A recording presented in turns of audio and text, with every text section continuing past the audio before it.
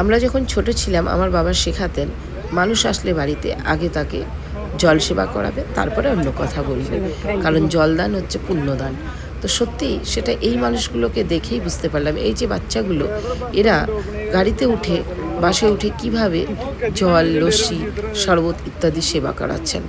এরা এত কর্মব্যস্ততার মধ্যেও নিজের জন্য এতটুকু সময় বার করে নিয়েছেন, যেটা নিজেকে সেবার কাজে লাগানো যায়।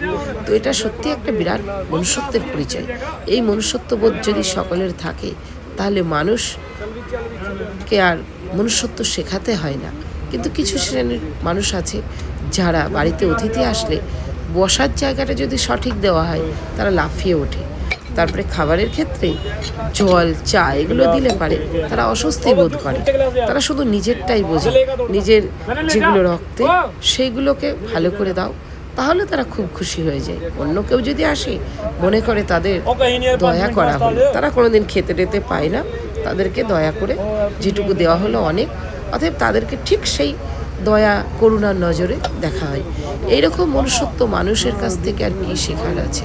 যদি শিখতে হয়, এই সমস্ত বাচ্চা, এই সমস্ত মানুষদের কাছ থেকে শেখা দরকার যে আসল সেবা কাদের বলে। কারণ এরা কেউ কাউকে চেনে না, কিন্তু নিঃস্বার্থভাবে এই সেবা করে যাচ্ছে।